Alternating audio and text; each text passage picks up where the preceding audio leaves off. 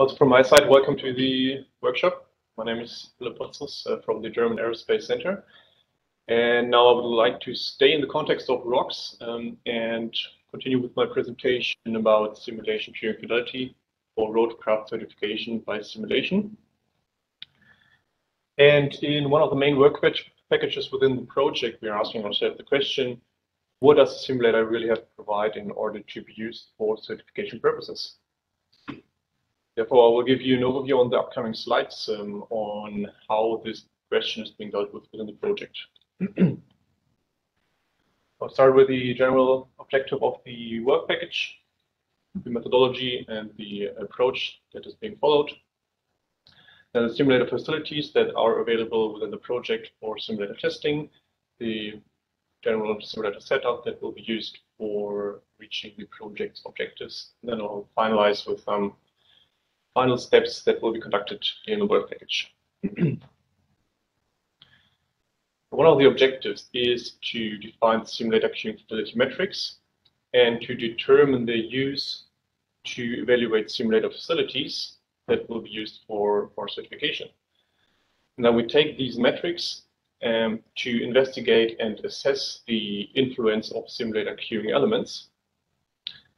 And since the simulator queuing fidelity requirements have not been subject to any kind of research to date, the objective here is also to draft guidelines regarding the simulator queuing fidelity requirements for the acceptance of simulation as a means of compliance.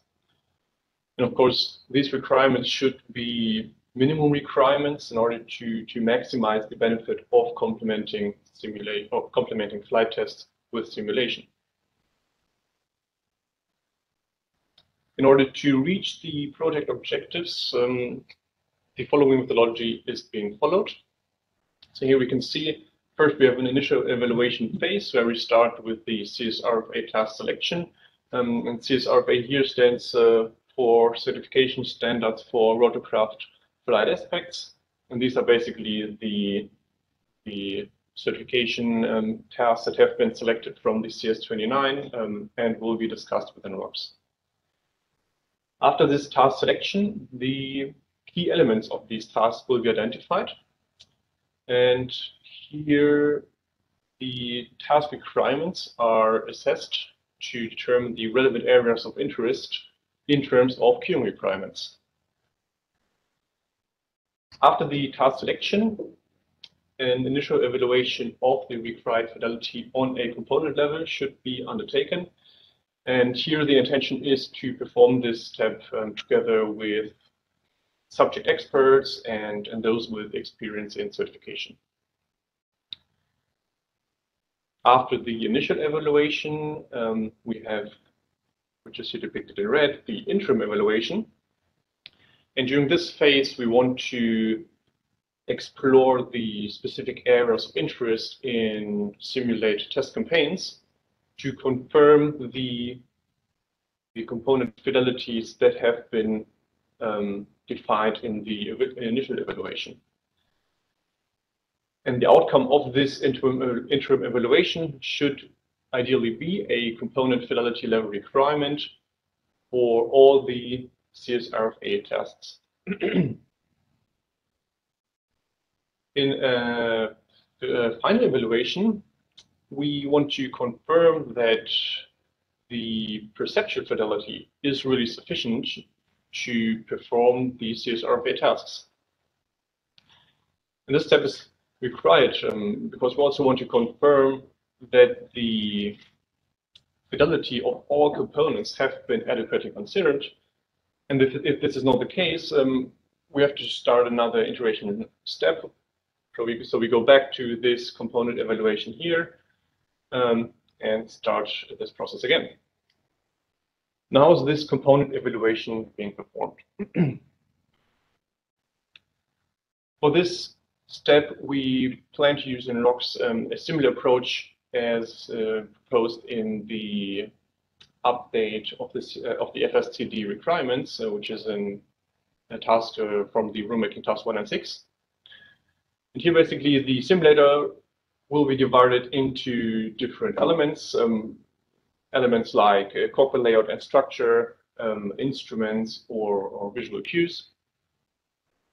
And for all these simulator features, we want to define a fidelity which is required for performing a certain CSRFA task, for example, a Cat-A rejected takeoff task.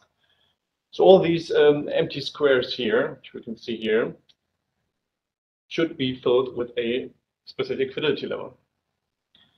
And as for fidelity levels, commonly there is the following methodology used, or terminology rather, which is non-generic, representative, and specific. So specific here is the highest fidelity level. And this terminology is also part of the ICAO 9625 document.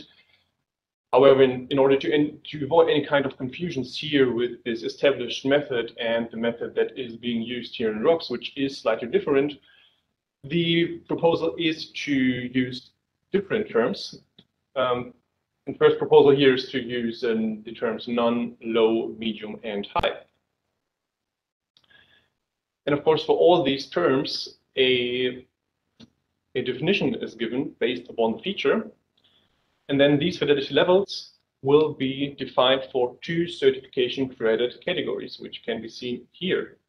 So we have one certification credit category, which is the full credit category, and the other one is the de-risking category.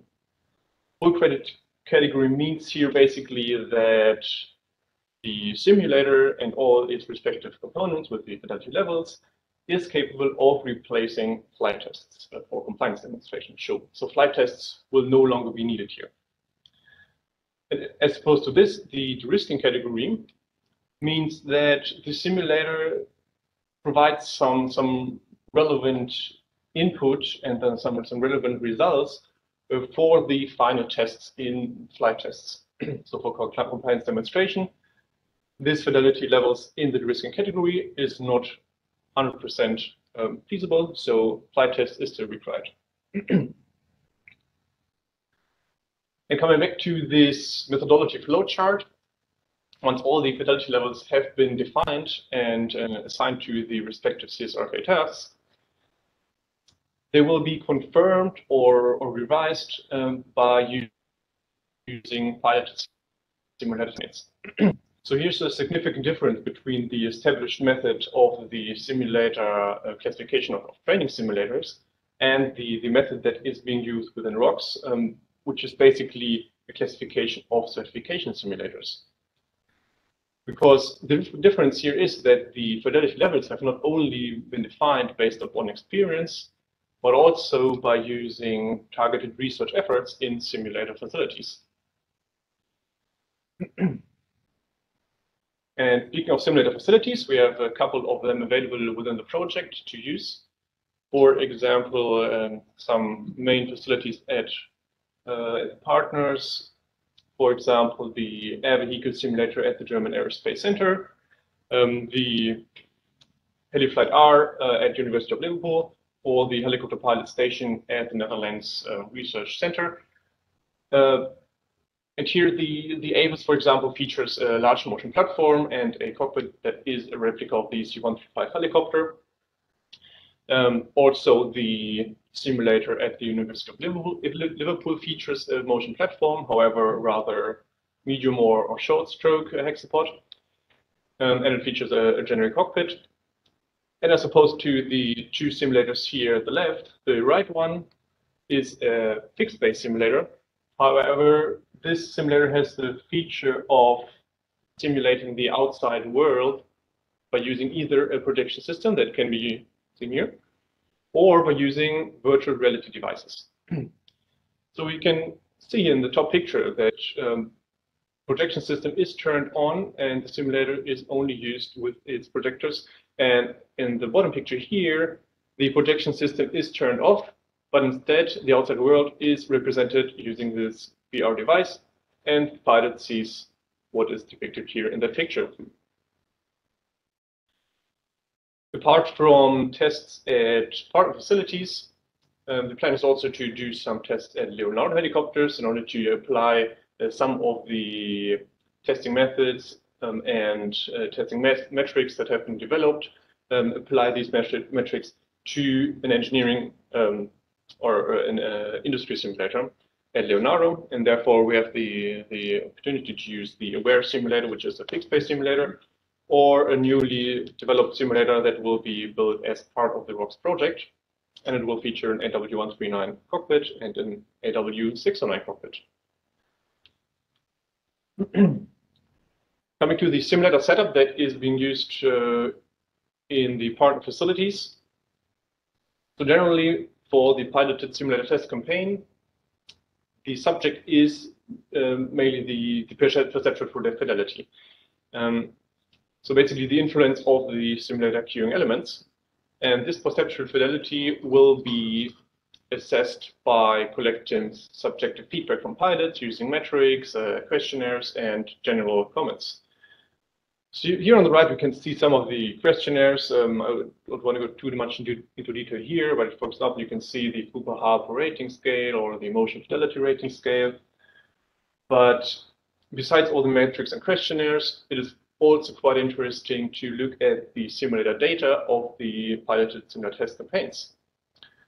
Because, for example, we can have a look on the data and just see whether the pilot comments do match the data. And especially emphasis is put on visual and motion queuing for the piloted simulator test campaigns. And as for visual cues, one approach is, for example, to check the applicability of VR devices. And this is done by comparing the projection system at NLR simulator that we can see here with two VR devices, the Vario XR3 and the Pimax 8KX. So the scenarios will be performed by the pilots with these respective projection methods. And the results of the tests will then be evaluated by looking at the number of aspects that need to be considered when it comes to virtual reality devices.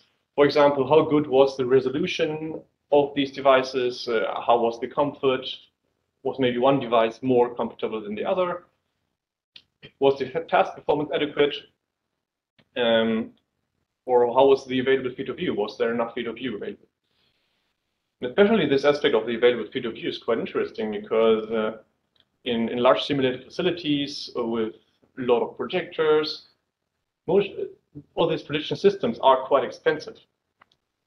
So additionally, we want to target some more test points, for example, by limiting the visual field of view. And this can be seen, for example, here on the left picture is the AVIS field of view, which is by default 240 degrees horizontally and 93 degrees vertically. And now this field of view can be limited to a certain viewing angle. For example, limit it to 180 degrees times 60 degrees, which is basically the minimum requirement of a full flight simulator level D, according to the CSFSDDH. And of course, we can go one step further and also limit it to a full flight simulator level C. So we ask ourselves the question here, how much field of view is really needed in order to perform certain certification scenarios? For example, performing a Cat-A rejected takeoff scenario in a confined area. Because during this scenario, when performing a backup maneuver, the pilot is asked to maintain sight of the helipad at all time. But now if we limit the vertical field of view to such a viewing angle, this might no longer be feasible for the pilot. So here we can see a sketch of this maneuver. It's quite confined. The takeoff and landing area is quite confined through buildings and trees. So the only option here is for the pilot to perform a backup maneuver in northwesterly direction. And this scenario has been performed using these field of view limitations. First with the standard field of view, the AVIS field of view, and then the level D and the level C limitation. So here we can see some of the plots as an example, and which is visible here is the takeoff path, or basically a top view of the takeoff path. And this is not the altitude here, which is on the y-axis, but this is the lateral and longitudinal position of the helicopter with regards to the flight path. So for the AVIS and the level D scenario, we can more or less see that the pilots managed to stay on the flight path. Of course, they were also able to see the helipad during the whole maneuver. However, for the level C limitation, the pilots were no longer able to see the helipad, so this results in a lack of orientation. And this can also be seen in the green graph here. So two pilots struggled a bit in maintaining the helicopter position and had some deviations in lateral direction, which we can see here and here. Apart from the visual cues, the emphasis also put on motion cue. And since motion platforms are quite complex and expensive, we are asking ourselves the question here again, is the motion platform really required for certain certification scenarios? And if yes, how much motion travel and motion acceleration is needed, and how do the motion algorithm parameters look like? And here, for example, we can see a picture of the air vehicle simulator, which has quite a large motion platform with a maximum leg extensions of 1.5 meters. But the question again is, do you need these 1.5 meters? And therefore, we can have a look at the simulator data, at the leg extensions of all 6 legs. And here we can see an example plot for the leg extension for one single leg, so we can easily see during the whole scenario what were the maximum motion travels for the specific motion leg for the 2 pilots. Coming to the final steps that will be performed within the project, since during the interim evaluation phase, the simulator elements were mainly discussed separately, we now need to ensure that the overall perceptual fidelity is fit for purpose. And therefore, we can do some final testing at Leonardo helicopters and apply some of the RoCS results to this facility. And finally, of course, in acceptance with EASA, the certification authority, we want to consolidate final guidelines for simulator queuing fidelity for simulators or for future simulators that will be used to benefit certification. Yep, thank you very much. That's it for me.